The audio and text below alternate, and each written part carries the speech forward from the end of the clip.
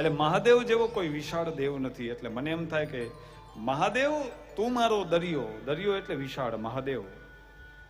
અને બીજો શબ્દ તું મારો કાંઠો. એ તો તમને કોઈ પણ સાધના કરવી હોય ને તો ક્યાં સિદ્ધ થાય ખબર છે? કાંઠા ઉપર, કિનારા ઉપર. પછી નદીનો કિનારો હોય કે દરિયાનો કિનારો હોય. અને એટલે કીધું છે તું મારો દરિયો ને કાંઠો તો, તું આખો દરિયો ને છાંટો તો, તારી નજર છે દર્દનું મલમ, દિલમાં ફસાયો એ કાંટો તો. મહાદેવ માટેનું આ ગીત છે. તમે ગીત તો છે પણ તમે કોને નજરમાં રાખીને ગીત ગાઓ છો? તારી નજર છે દર્દનું મલમ. મહાદેવ તને જોયા પછી મારા દર્દ બધાય મટી જાય છે.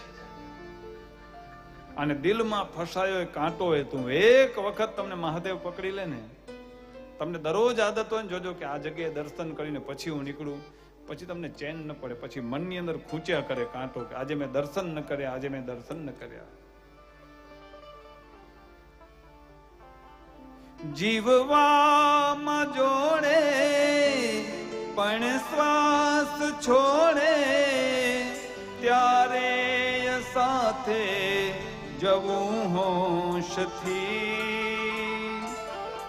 ઝીલવા છે જાદુ ભરેલા છે સપનાઓ, દુનિયાને કહેવા દે તું છે ગેલા.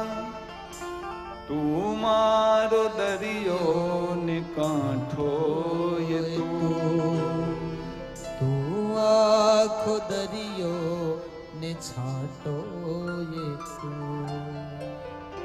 મહાદેવ મારીને તમારી સાથે હોય ને તો જીવવામાં બહુ આનંદ આવે.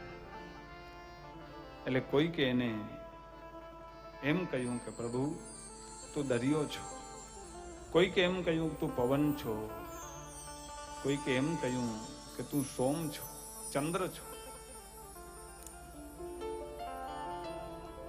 અલગ અલગ જગ્યાએ અલગ અલગ વ્યાખ્યા કરી છે. અમુક જગ્યાએ તો એમ કીધું છે કે મહાદેવ તું નેતિ છો, ન વતા ઇતિ.